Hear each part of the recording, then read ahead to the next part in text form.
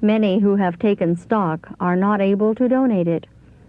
Some of these persons are suffering for the very money which they have invested in stock. As I travel from state to state, I find afflicted ones standing on the very verge of the grave who should go to the Institute for a while, but cannot for want of the means they have in Institute stock. These should not have a dollar invested there. One case in Vermont I will mention. As early as 1850, this brother became a Sabbath keeper, and from that date he contributed liberally to the several enterprises that have been undertaken to advance the cause, till he became reduced in property. Yet, when the urgent, unqualified call came for the Institute, he took stock to the amount of $100. At the meeting at Blank, he introduced the case of his wife, who is very feeble, and who can be helped, but must be helped soon, if ever. He also stated his circumstances, and said that if he could command the $100 then in the Institute, he could send his wife there to be treated. But, as it was, he could not. We replied that he should never have invested a dollar in the Institute, that there was a wrong in the matter which we could not help, and there the matter dropped. I do not hesitate to say that this sister should be treated in a few weeks at least at the Institute free of charge. Her husband is able to do but little more than to pay her fare to and from Battle Creek. The friends of humanity, of truth and holiness, should act in reference to the Institute on the plan of sacrifice and liberality. I have $500 in stock in the Institute, which I wish to donate, and if my husband succeeds with his anticipated book, he will give $500 more. Will those who approve this plan please address us at Greenville, Montcalm County, Michigan, and state the sums they wish to donate, or to invest in stock to be held as the stock in the Publishing Association is held? When this is done, then let the donations come in as needed. Let the sums, small and large, come in. Let means be expended judiciously. Let charges for patients be as reasonable as possible. Let brethren donate to partly pay the expenses at the Institute of the suffering, worthy poor among them. Let the feeble ones be led out, as they can bear it, to cultivate the beautifully situated acres owned by the Institute. Let them not do this with the narrow idea of pay, but with the liberal idea that the expense of the purchase of them was a matter of benevolence for their good. Let their labor be a part of their prescription, as much as the taking of baths. Let benevolence, charity, humanity, sacrifice for others' good, be the ruling idea with physicians, managers, helpers, patients, and with all the friends of Jesus, far and near, instead of wages, good investment, a paying thing, stock that will pay. Let the love of Christ, love for souls, sympathy for suffering humanity govern all we say and do relative to the Health Institute. Why should the Christian physician, who is believing, expecting, looking, waiting, and longing for the coming and kingdom of Christ, when sickness and death will no longer have power over the saints, expect more pay for his services than the Christian editor or the Christian minister? He may say that his work is more wearing. That is yet to be proved. Let him work as he can endure it, and not violate the laws of life which he teaches to his patients. There are no good reasons why he should overwork and receive large pay for it, more than the minister or the editor. Let all who act a part in the Institute and receive pay for their services act on the same liberal principle. No one should be suffered to remain as helper in the Institute who does it simply for pay. There are those of ability who, for the love of Christ, his cause, and the suffering followers of their Master will fill stations in that institute faithfully and cheerfully, and with a spirit of sacrifice. Those who have not this spirit should remove and give place to those who have it. As nearly as I am able to judge, 1/2 of the afflicted among our people who should spend weeks or months at the Institute are not able to pay the entire expense of the journey and a tarry there. Shall poverty keep these friends of our Lord from the blessings which He has so bountifully provided? Shall they be left to struggle on with the double burden of feebleness and poverty? The wealthy feeble ones, who have all the comforts and conveniences of life and are able to hire their hard work done, may, with care and rest, by informing themselves and taking home treatment, enjoy a very comfortable state of health without going to the Institute. But what can our poor, feeble brethren or sisters do to recover health? They may do something, but poverty drives them to labor beyond what they are really able. They have not even all the comforts of life. And as for conveniences in the house room, furniture, means of taking baths, and arrangements for good ventilation, they do not have them. Perhaps their only room is occupied by a cook stove, winter and summer. And it may be that all the books they have in the house, excepting the Bible, could be held between the thumb and finger. They have no money to buy books that they may read and learn how to live. These dear brethren are the very ones who need help. Many of them are humble Christians. They may have faults, and some of these may reach far back and be the cause of their present poverty and misery, and yet they may be living up to duty better than we who have the means to improve our own condition and that of others. These must be patiently taught and cheerfully helped, but they must be willing and anxious to be taught. They must cherish a spirit of gratitude to God and their brethren for the help they receive. Such persons generally have no just ideas of the real expense of treatment, board, room, fuel, and so forth at a health institute. They do not realize the magnitude of the great work of present truth and reform, and the many calls for the liberalities of our people. They may not be aware that the numbers of our poor are many times larger than the numbers of our rich, and they may not also feel the force of the frightful fact that a majority of these wealthy ones are holding on to their riches and are in the sure road to perdition. These poor afflicted persons should be taught that when they murmur at their lot and against the wealthy on account of their covetousness, they commit a great sin in the sight of heaven. They should first understand that their sickness and poverty are misfortunes most generally caused by their own sins, follies, and wrongs. And if the Lord puts it into the hearts and minds of His people to help them, it should inspire in them feelings of humble gratitude to God and His people. They should do all in their power to help themselves. If they have relatives who can and will defray their expenses at the Institute, these should have the privilege. And in view of the many poor and afflicted ones who must, to a greater or less extent, be objects of the charity at the Institute, and because of the lack of funds and the want of accommodations at the present time, the stay of such at the Institute must be brief. They should go there with the idea of obtaining as fast and as far as possible a practical knowledge of what they must do and what they must not do to recover health and to live healthfully.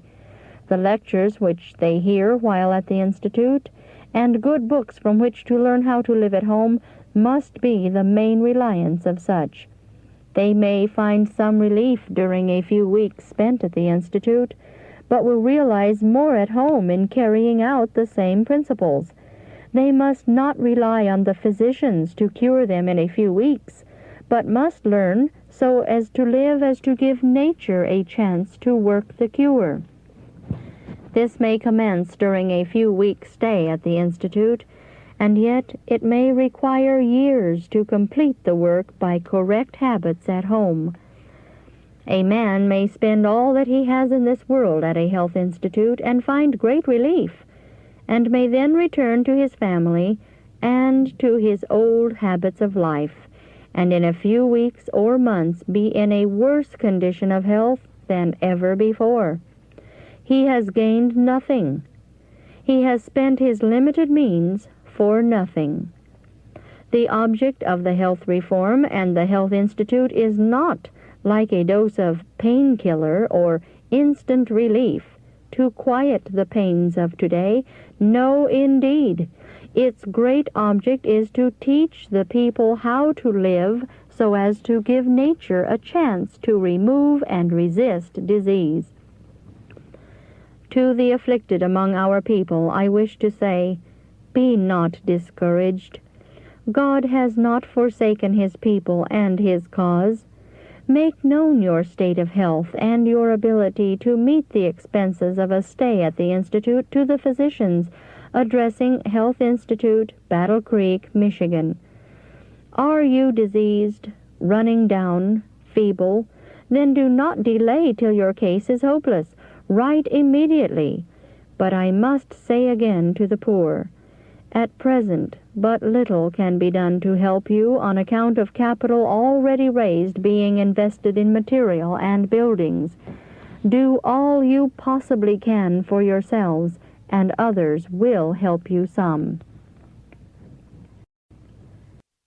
Chapter 3. Sketch of Experience. From October 21, 1867, to December 22, 1867. Our labor with the Battle Creek Church had just closed, and notwithstanding we were much worn, we had been so refreshed in spirit as we witnessed the good result that we cheerfully joined Brother J. N. Andrews in the long journey to Maine. On the way, we held a meeting at Roosevelt, New York. Testimony number 13 was doing its work, and those brethren who had taken part in the general disaffection were beginning to see things in their true light. This meeting was one of hard labor, in which pointed testimonies were given. Confessions were made, followed by a general turning to the Lord on the part of backsliders and sinners. Our labors in Maine commenced with the conference at Norwich Walk, the 1st of November. The meeting was large. As usual, my husband and myself bore a plain and pointed testimony in favor of truth and proper discipline, and against the different forms of error, confusion, fanaticism, and disorder naturally growing out of a want of such discipline.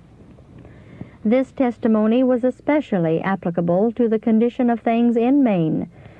Disorderly spirits who professed to observe the Sabbath were in rebellion, and labored to diffuse the disaffection through the conference. Satan helped them, and they succeeded to some extent. The details are too painful and of too little general importance to be given here.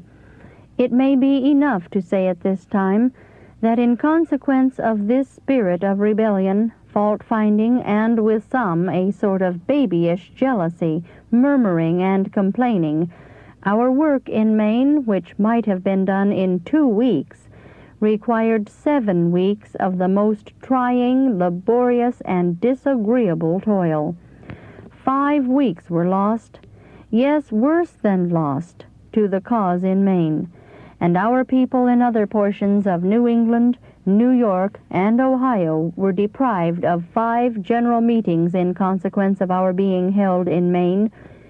But as we left that state, we were comforted with the fact that all had confessed their rebellion, and that a few had been led to seek the Lord and embrace the truth. The following, relative to ministers, order, and organization, has a special application to the condition of things in Maine. Chapter 4. Ministers' Order and Organization.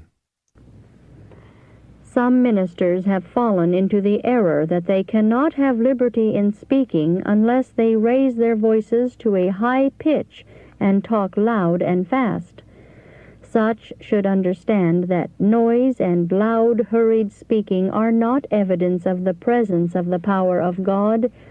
It is not the power of the voice that makes the lasting impression.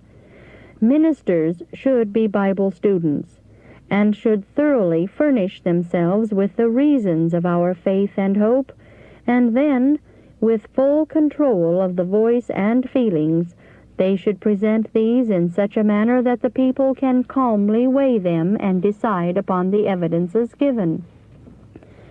And as ministers feel the force of the arguments which they present in the form of solemn, testing truth, they will have zeal and earnestness according to knowledge.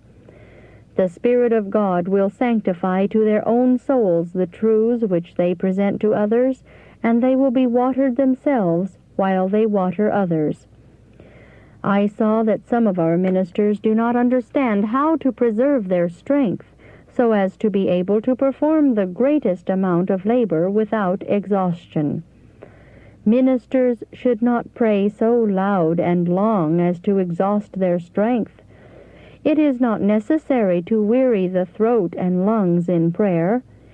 God's ear is ever open to hear the heartfelt petitions of His humble servants, and He does not require them to wear out the organs of speech in addressing Him. It is the perfect trust, the firm reliance, the steady claiming of the promises of God, the simple faith that He is and that He is a rewarder of all those who diligently seek Him, that prevails with God. Ministers should discipline themselves and learn how to perform the greatest amount of labor in the brief period allotted them, and yet preserve a good degree of strength, so that if an extra effort should be required, they may have a reserve of vital force sufficient for the occasion, which they can employ without injuring themselves. Sometimes all the strength they have is needed to put forth effort at a given point, and if they have previously exhausted their fund of strength and cannot command the power to make this effort, all they have done is lost. At times, all the mental and physical energies may be drawn upon to make the very strongest stand, to array evidences in the clearest light, and set them before the people in the most pointed manner, and urge them home by the strongest appeals. As souls are on the point of leaving the enemy's ranks and coming up on the Lord's side, the contest is most severe and close.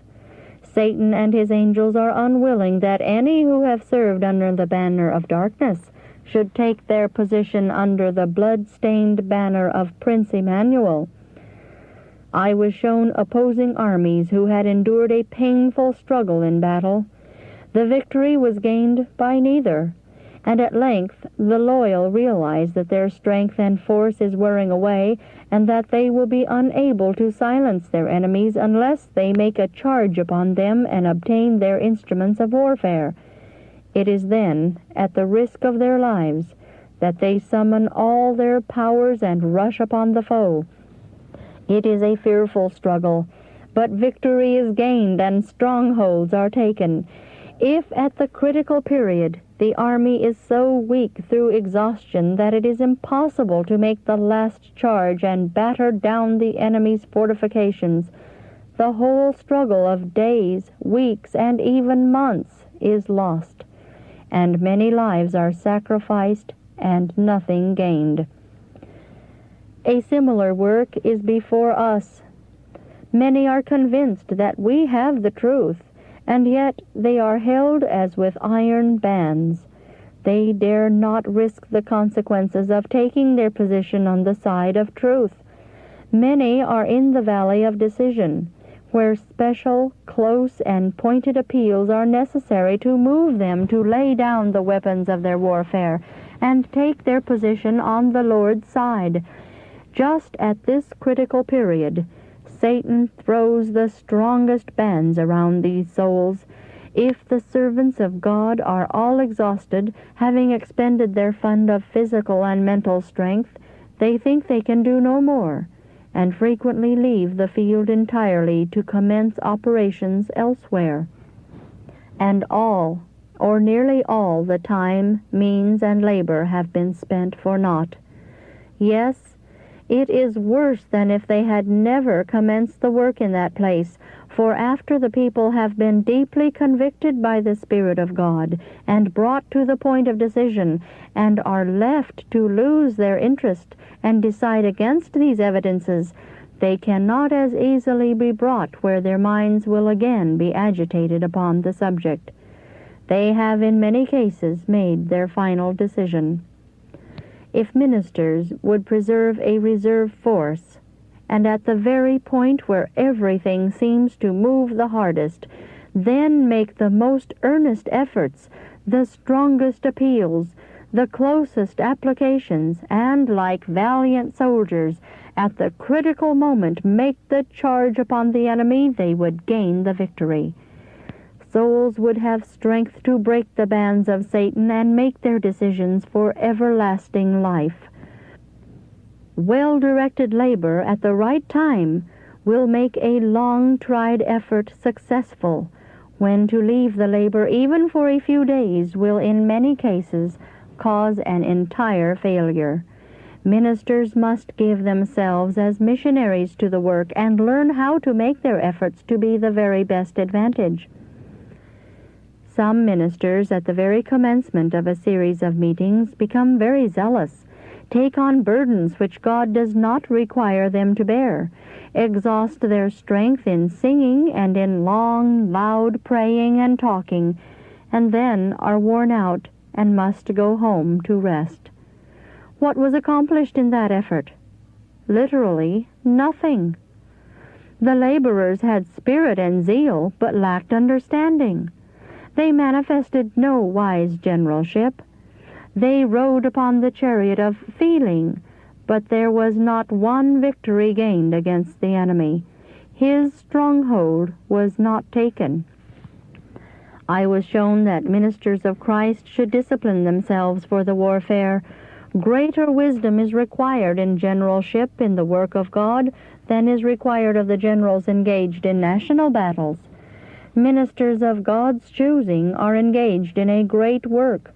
They are warring not merely against man, but against Satan and his angels. Wise generalship is required here.